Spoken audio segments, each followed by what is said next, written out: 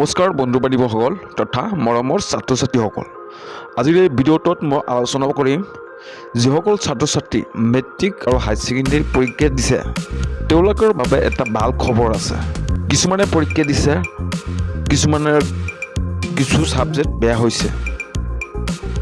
দুটা তিনিটা ছাবজেক্ট বেয়া হ'লে আপুনি পাই যাব গ্ৰেছ মাৰ্ক, আৰু এনেকৈ দিয়া হৈছে এই বছৰতে গ্ৰেছ মাৰ্ক। আৰু এই বছৰত বেছি সংখ্যক ছাত্ৰ ছাত্ৰী মানে হাই ছেকেণ্ডেৰী ছাত্ৰ ছাত্ৰীবিলাক মানে ইংলিছত বেয়া হোৱা দেখা গৈছে, আৰু মেট্ৰিকৰ বেছিভাগ আছামিজ আৰু ইংলিছো অলপ অলপ আছে। কোনো চিন্তাৰ কোনো কাৰণ নাই, এটা দুটা ছাবজেক্টত মানে 20-15 মান পালে গ্ৰেছ দি পাছ কৰাই দিয়া হ'ব, একো চিন্তাৰ কোনো কাৰণ নাই। আৰু আহি গ'ল সন্মুখত, ৰিজাল্টটো আহি গ'ল।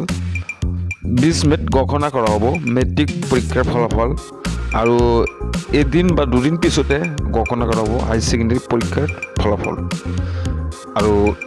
আৰু সেৱাই 10টা ৱেবছাইট খুলি দিছে, তোমালোকে 10টা ৱেবছাইটত নিজৰ ৰিজাল্টখন চাব পাৰিব। মাত্ৰ ৰোল নম্বৰটো বহাই কেন চাব পাৰিব ৰিজাল্টসমূহ। আশা কৰিলোঁ সকলো ছাত্ৰ ছাত্ৰীৰ পৰীক্ষাটো ভালেই হওক। আৰু আজিলৈ ভিডিঅ'টো ইমানে, আৰু ভিডিঅ'টো ভাল লাগিলে এটা লাইক কৰি দিব, আৰু নতুন হ'লে চেনেলটো ছাবস্ক্ৰাইব কৰি লগতে থাকিব এনেধৰণৰ ভিডিঅ'সমূহ নিতৌ পাবলৈ।